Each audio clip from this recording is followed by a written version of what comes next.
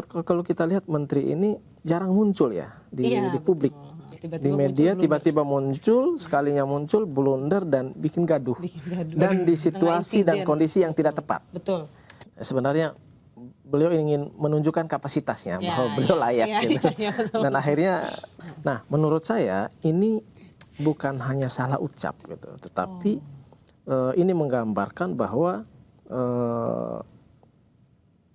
komunikasi publik di kabinet, khususnya beberapa pejabat memang masih bermasalah gitu. Ketika misalnya ditanya media, itu yang muncul adalah spontanitas, ya kan? Spontanitas dan apa yang ada di pikiran, di wawasan beliau. Bang Iwan gimana nih melihat blunder Menteri P3A ini nih? Sekedar salah ucap atau memang ada problem komunikasi yang masif nih di kalangan pejabat-pejabat kita nih? Iya. Udah beberapa kali kan soalnya. Kalau kita lihat apa yang terjadi kemarin, harusnya kita fokus pada bagaimana membenahi sistem transportasi di Indonesia, khususnya perkereta-apian, tetapi diganggu lagi oleh statement atau pernyataan seorang pejabat publik, Menteri PPPA, ya kan? Yang harusnya memberi pencerahan kepada publik, menenangkan publik, ya kan?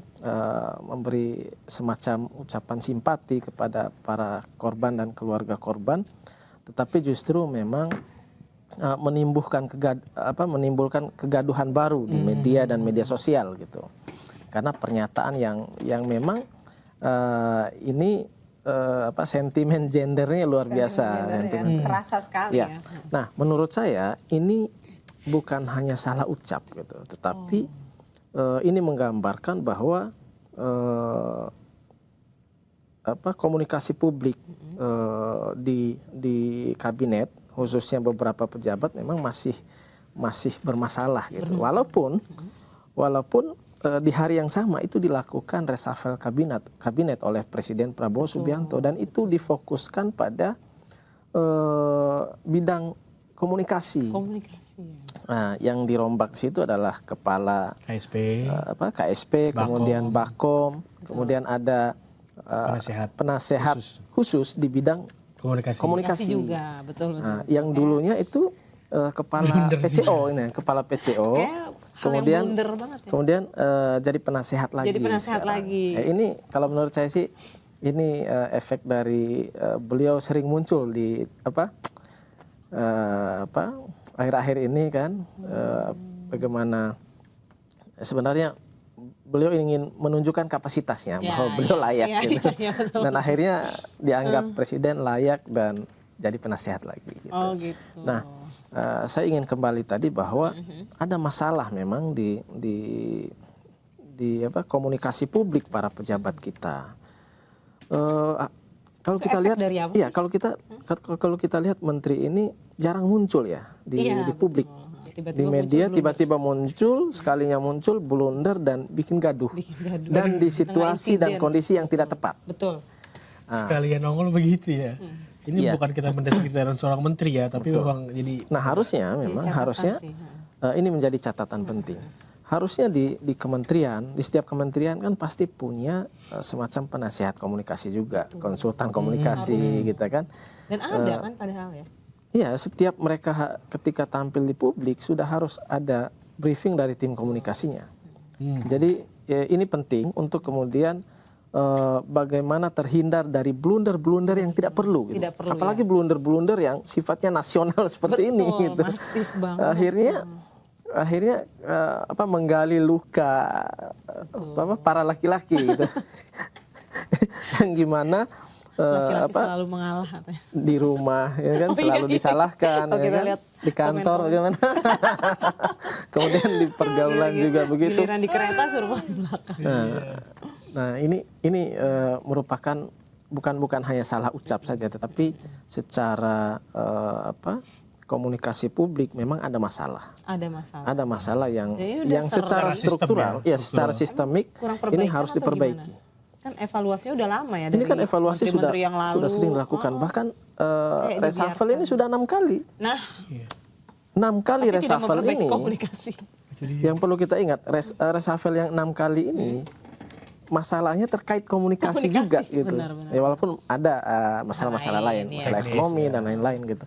Tetapi di 6 kali reshuffle ini masalah komunikasi itu tidak ada alpanya. Tidak ada apa-apa. Yes. Nah, yang miris lagi baru hari itu dilakukan reshuffle, ada pelantikan, siang harinya, sorenya Ada langsung blunder lagi. timbul masalah komunikasi lagi gitu. Nah, tetapi ini harus kita menjadi pelajaran lagi untuk kesekian terus ya. kalinya. Nah, untuk Pelajaran kesekian yang nggak kelar-kelar kalinya nih kayak pemerintah bagi ya. para pejabat publik bahwa ketika tampil di publik, ini kan kalau saya lihat ini menggambarkan bahwa secara konsep, kemudian secara struktur kebijakan sampai pada apa yang diucapkan, itu menurut saya belum ada strukturisasi yang jelas gitu. Sehingga ketika misalnya ditanya media, itu yang muncul adalah spontanitas, ya kan? Spontanitas dan apa yang ada di wawasan beliau. Nah, ini menggambarkan wawasan seorang pejabat, ya kan? Menggambarkan bagaimana seorang pejabat harusnya empatinya itu lebih daripada yang lain. Kemudian penguasaan masalah, penguasaan materi dan lain-lain harus lebih lagi daripada yang lain juga, karena ini tingkat menteri gitu.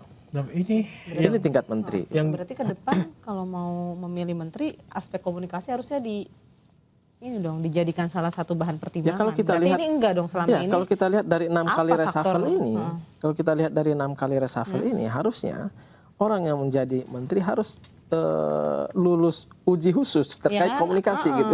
Belajar dari yang sebelum-sebelumnya harusnya kayak gitu kan. Nah, tetapi kan memang yang ada begini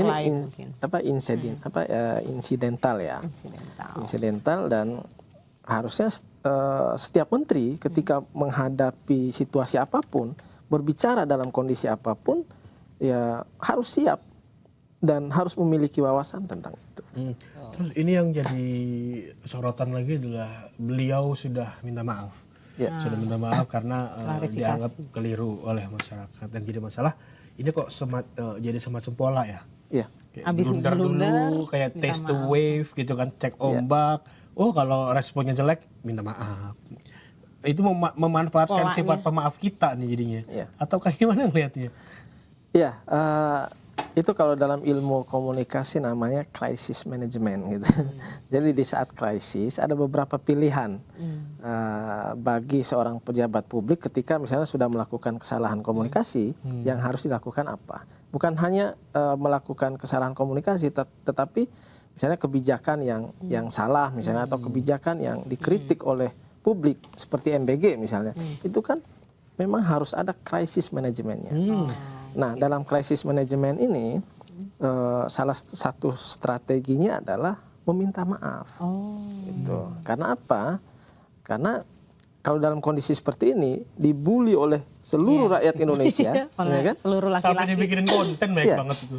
Sampai banyak konten ejekan dan lain-lain. Saya kira ini memang itu langkah yang harus dilakukan kalau dalam strategi komunikasi ya. Langkah tercepatnya minta maaf aja udah. Ya, itu dulu. Karena kalau misalnya semakin memberi alasan, wah semakin gaduh, semakin hangus gorengannya gitu. Roasting lagi sama netizen. Nah, walaupun kita lihat ya, setelah minta maaf, coba kita cek kolom komentar misalnya di streamingnya atau di media sosial yang digunakan. Itu banyak komentar-komentar. Cara minta maaf terbaik adalah mundur, kan banyak. Itu saya baca gitu. Ini bukan kata saya. Ya, kata netizen. Kata netizen. Netizen loh ini. Artinya publik itu memiliki persepsi bahwa kesalahan komunikasi seperti ini adalah kesalahan fatal.